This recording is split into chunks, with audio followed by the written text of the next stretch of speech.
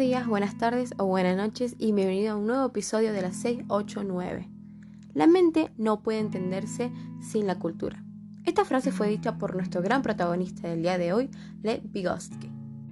El día de hoy nos encontramos Antonella, Axel y quien les habla, Ludmila.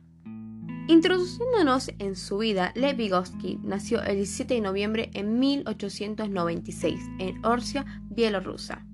Fue un psicólogo, jefe de la orientación sociocultural de la psicología soviética.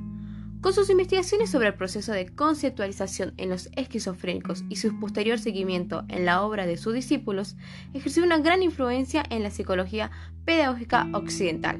Siguió sus estudios de filosofía e historia en la universidad, aunque su titulación no estaba reconocida por las autoridades educativas zaristas. Muchos años después, en la última etapa de su vida, Vygotsky comenzó a estudiar medicina, buscando en ello una explicación de la organización neurológica de las funciones mentales superiores que había estudiado antes desde otras perspectivas. Su prematuro fallecimiento le impidió completar estos estudios. Durante toda su vida, Vygotsky se dedicó a la enseñanza. Trabajó inicialmente como profesor de psicología y después se trasladó a Moscú, donde se convirtió muy pronto en una figura central de la psicología de la época. Tuvo como alumnos a Alexander Luria y Alexei Leontiev, que se convirtieron posteriormente en sus primeros colaboradores y seguidores. Investigó también acerca del papel del lenguaje en la conducta humana y sobre el desarrollo del mismo a lo largo de la vida de la persona. Interesado por los aspectos semánticos del lenguaje, sostuvo la idea de que las palabras comienzan siendo emocionales, pasan luego a designar objetos concretos y asumen por último su significado abstracto. Plantea que el lenguaje determina el desarrollo del pensamiento y afirma que el lenguaje no depende necesariamente del desarrollo cognitivo, sino de la interacción con su medio. En el caso del pensamiento, Vygotsky plantea que su desarrollo es debido a una construcción social, que es necesaria una interacción con el entorno. Luego se procesa a través del lenguaje egocéntrico y al final se obtiene un lenguaje interiorizado. El lenguaje interior surge debido a la relación entre lenguaje y pensamiento. Según Vygotsky, el pensamiento y el lenguaje no tienen una correlación. Ambos conceptos son funcionales, mentales superiores, pero con diferentes raíces genéticas, aunque se desarrollen en una continua influencia recíproca. Vygotsky rescata la idea de que la participación infantil en actividades culturales bajo la guía de compañeros más capaces permite al niño interiorizar los instrumentos necesarios para pensar y acercarse a la resolución de algún problema de un modo más maduro del que podría en práctica si actuara por sí solo. Él considera y da mucha importancia al lenguaje porque para él es el instrumento mediador por excelencia que le permite al ser humano, en primer lugar, darse cuenta de que es un ser social, ya que puede comunicarse con los demás. En segundo lugar, le permite exteriorizar sus pensamientos y por último y en tercer lugar, a partir del lenguaje, el ser humano va conociendo el mundo y va construyendo sus esquemas mentales en espacio y tiempo. Vygotsky plantea que el habla privada es fundamental para el desarrollo cognitivo de los niños, ya que mediante esta los niños se comunican para orientar y regularizar su conducta y pensamiento. Los niños pasan del habla privada al habla interna, y en el habla interna los niños utilizan el lenguaje para cumplir actividades cognitivas. Lev Vygotsky explica el lenguaje interno en tres formas de expresar el habla, las cuales son el discurso social, el discurso externo y el discurso interno. Mediante el lenguaje externo, el pensamiento se convierte en palabras y mediante el lenguaje interno, el lenguaje se convierte en el pensamiento. Ahora vamos a plantear algunos contrapuntos con los autores Jacobson, Piaget y Lacan.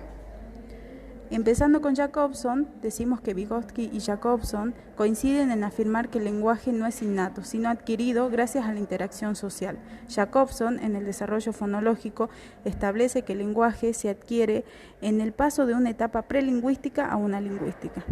El primero corresponde al periodo de balbuceo, en el que el niño reproduce un sinfín de sonidos, y el segundo periodo es el de la adquisición del lenguaje, en el cual utiliza solo una parte de dichas articulaciones que corresponden a los de su lengua. En el paso de un periodo a otro se produce el olvido de la capacidad de producir los demás sonidos. Lo que Jacobson llamó lingüística infantil o amnesia fónica afirma que es el precio que el niño debe pagar para dominar el lenguaje de la comunidad a la cual pertenece. Asimismo, Vygotsky también afirma en la línea de desarrollo intelectual una etapa prelingüística y paralelamente en la línea de desarrollo del habla hay una etapa preintelectual. Cuando ambas líneas se desarrollan, se cruzan, como resultado, el niño desarrolla un pensamiento verbal y el lenguaje se torna racional. Ahora continuamos con la relación entre Piaget y Vygotsky. Podemos mencionar que ambos fueron investigadores interesados por la enseñanza y que comparten un gran interés por estudiar el desarrollo cognitivo de las personas desde el momento en que nacen. Con respecto al lenguaje, podemos mencionar un contrapunto entre Vygotsky y Piaget, en donde el primero considera que el lenguaje existe desde el momento en que nacemos, refiriéndose a este como el lenguaje social, el cual nos permite interactuar con el entorno para poder así expresarnos. Contrariamente a esto, Piaget considera que los niños al principio desarrollan un lenguaje egocéntrico, es decir, con este lenguaje los niños no son capaces de percibir las cosas desde un punto de vista distinto al suyo, dificultando así la interacción social. Así pues, Piaget considera que a medida que pasa el tiempo, los niños desarrollan el lenguaje social. Ahora continuaré haciendo contrapuntos entre Lacan y Vygotsky. Para Lacan no hay adquisición progresiva del lenguaje. Considera que los niños pequeños utilizan formas de lenguaje sumamente elaboradas. Ya desde el punto de vista sintáctico, el niño está de entrada en el lenguaje.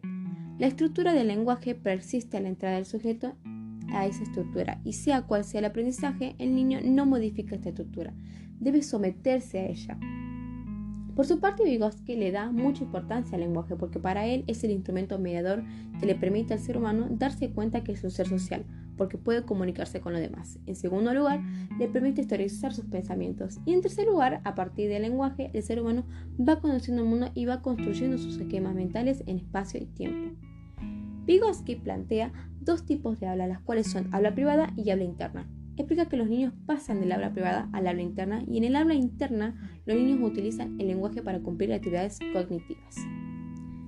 La teoría que plantea en sus tesis Lacan es donde se puede demostrar que el descubrimiento freudiano solo encuentra coherencia en el axioma el inconsciente está estructurado como un lenguaje. También realiza una distinción sobre lo real, lo imaginario y lo simbólico dentro del lenguaje. Con respecto a la diferencia con la teoría planteada por Vygotsky, la cual menciona que el lenguaje egocéntrico es una parte genética sumamente importante en la transición que va desde la forma verbal hacia la forma exteriorizada, esta se refiere a la capacidad de abstracción de símbolos que permite codificar situaciones y comprenderlas oportunamente. Hasta ese punto, nuestro esquema de desarrollo contrasta con el tradicional esquema conductista, y dicho esquema queda planteado de una manera. Primero el lenguaje social, luego es egocéntrico y finalmente es exteriorizado. De este modo damos por finalizado el episodio del día de hoy de las 689. Agradecemos sus sintonías, nos vemos en un próximo capítulo.